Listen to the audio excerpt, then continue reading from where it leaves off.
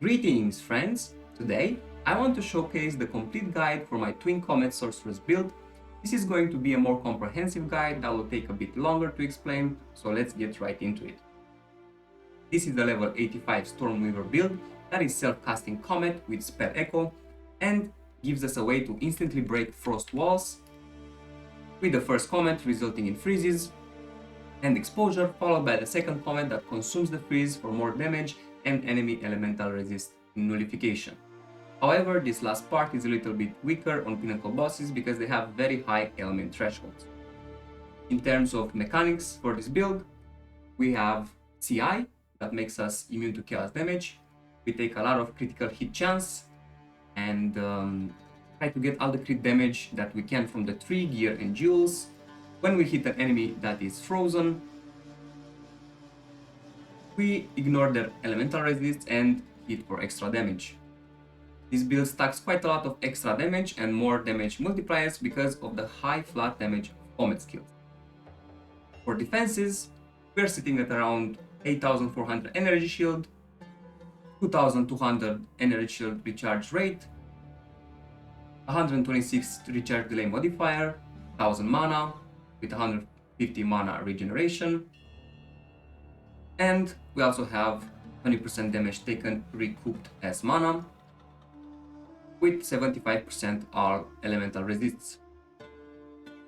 For offenses, our main spell Comet sits at around 60% critical hit chance, 167 critical damage bonus, 26,000 average damage per use, 50% more damage when consuming the freeze, and 28% cold resist penetration, and of course the 1 echo count, meaning we cast 2 consecutive Comets. For the gem setup that I'm using, I will start off with the Elemental Storm that comes from our Ascendancy. It is linked with Ingenuity, Frost Nexus, Magnified Effect, and Persistence. This spell triggers very often because we crit all the time and makes enemies hindered, freezes them, and leaves chilled ground. Overall, a great utility spell that comes from our Ascendancy. Our main spell Comet is linked with Spell Echo, Biting Frost, Elemental Focus, Inspiration, and Extraction. Spell Echo allows us to cast a Comet 2 times at the cost of cast speed. That is why we need to prioritize getting some cast speed on gear and some on the passive tree. Elemental Focus doesn't let us inflict any elements, but gives us 25% more damage, and the downside is similar to Biting Frost, which says skills cannot cause freeze buildup in order to consume a freeze for 50% more damage, so we take advantage of that downside twice. For the 5th link, I've opted for Inspiration for mana sustain. Without it, Comet costs 570 mana, which is a big issue because we want to spam it all the time. The last link, which is not mandatory, Extraction gives us 25% damage as extra chaos damage with no downside because 10% of 1 life is something Path of Exile 2 doesn't calculate. Our secondary spell, Frost Walls, is linked with Spell Cascade, Glaciation, Cold Exposure, and Font of Mana. Casting multiple of these walls allows us to create safe spaces for us, so we can cast Comet without worrying about mobs rushing us. After a single Comet, the walls break and cause a lot of freeze buildup and exposing enemies to cold damage. We are also using Font of Mana for greater mana sustain. One quick note here, make sure to check out the trade website for cheaper spells that are 5 linked or 6 linked already, instead of spending the Jeweler Orb. For example, I've paid only for Exile for these 5 linked Frost Walls, when it could have costed me a greater jewel worth 16 Exiles. Our trash monster clear spell is Cold Snap, linked with Cold Mastery, Concentrated Effect, and Arcane Tempo. This spell is not mandatory, but it helps quite a lot with clear speed. For example, mobs that instantly destroy our walls become frozen, and the instant cast of Cold Snap makes quick work to detonate frozen enemies without having to sit in place casting Comet, and sometimes there are single white monsters frozen around that will otherwise be ignored instead of killed because of the time it takes to cast our main spell. For our spirit reservation, I've opted to go with Archmage for extra damage as lightning, linked with lightning mastery. We get 100 spirit from campaign, but the main problem is the huge mana cost added to our spells. This is why we stack mana regenerations on spells, gear and passives along with rare jewels that gives us 2% mana on kill. I have played around with all the other spirit spells, and after the nerf to cast on freeze, it just doesn't make sense running something else for me. If you have extra spirit, I highly suggest getting blink, as it's very satisfying having a dash, but purchasing a 60 spirit armor with energy shield might become expensive. Arctic armor with clarity requires only 30 spirit and is a great tanky substitute. Now for our utility spells, we have quite a few additions like Mana Tempest, linked with premeditation. These spells allows us to degen mana when you cast a spell for a lot of extra lightning damage, but in my experience it doesn't work for more than 2 costs before we run out of mana, but that is still 6 comets raining down on enemies with extra damage is just a little janky. We only take a single +5 strength node because of the premeditation requirements. The rest is intelligence all around. Next addition to the build is Sigil of Power setup that gives us 15% more spell damage after spending 50% of our mana. This is a huge upgrade for us because our Comet already is costing us quite a chunk of mana and we are already sitting next in place when casting. To get this spell, you will need a chiming staff in your offhand, preferably with +4 level 2 spell gems and a level 18 Sigil of Power, resulting in a level 22 cast with higher numbers. Make sure to correctly check all of your spells to be cast with your shield and wand, and only quickly cast Sigil of Power and then switch back. If you have resist on your shield, when the switch happens, you will be vulnerable to elemental attacks. So that is why we cast and then we switch fast with any other spell. Then we have our curse setup, Hypothermia linked with heightened curse and curse ground. Last but not least, we have lightning warp, a very quick way to call enemies that are low on life and also gives us a nice satisfying flicker dash. Although not necessary, I highly suggest getting 20% quality on all available gems because it makes a huge difference for playstyle, so make sure to do that if you have currency. I will be writing these gems in the description for ease of access because I don't like it when I have to pause videos to extract information, but maybe that's just me. For gear, let's take a look at what I'm using. Most important part is the body armor. If you want to use blink, it needs a minimum of 60 spirit. This way we can reserve blink, but any 30 spirit armor would work if you decide to run with Arctic armor and clarity. Being CI, we don't need any chaos resists or maximum life, but it's still challenging to get resists capped in red maps while also stacking energy shield, mana, wherever possible. Not being resistance capped does not mean the build is not playable, it just makes our life way more comfortable. We are using a single unique called the Everlasting Gaze, which goes for a hefty price of 30 to 45 exalts, depending on rolls, and it gives us around 1.5k energy shield, 85% mana regeneration, and 60 maximum mana.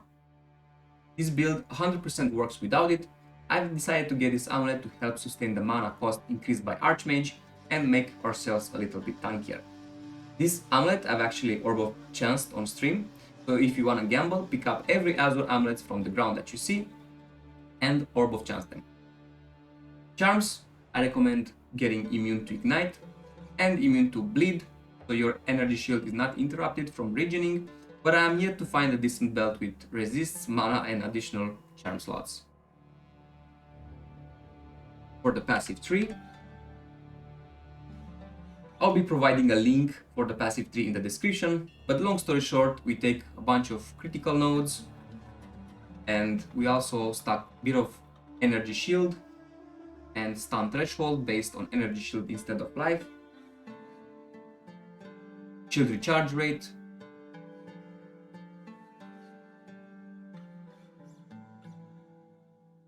and of course all the cold damage that we can get.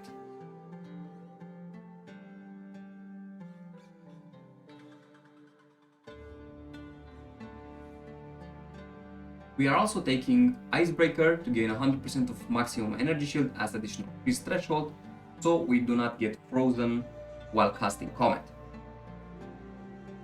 Like I briefly mentioned before, rare jewels are meaningful for the build because of the mana sustain. However, I have stealth crafted all of them on stream using a very simple method of purchasing 2-stat blue item, then regaling and exalting them until I get something good. I will also provide a trail link in the description for you to live search these jewels if you want.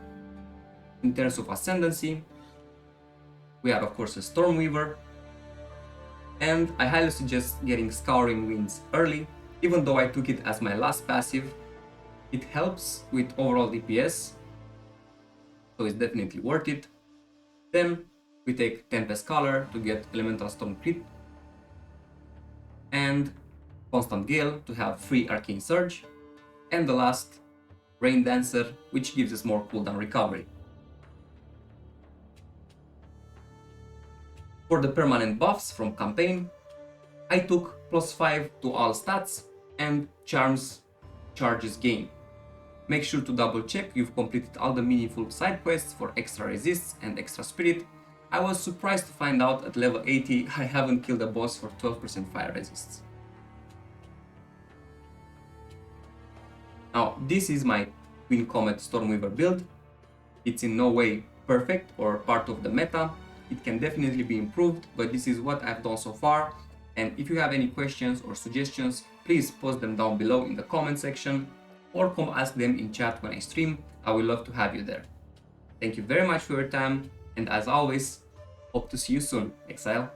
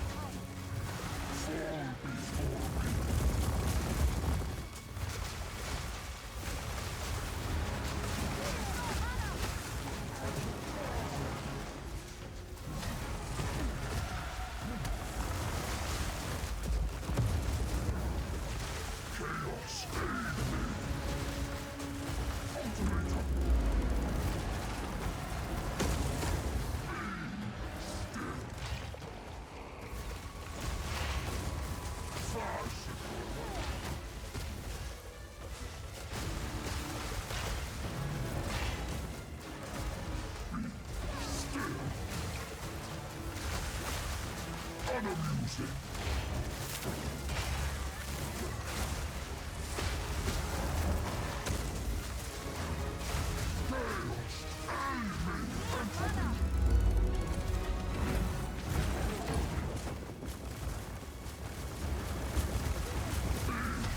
Obliterated.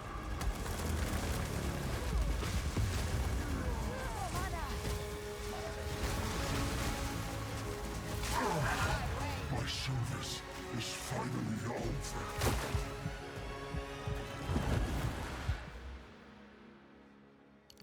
I accept the wisdom of the vow.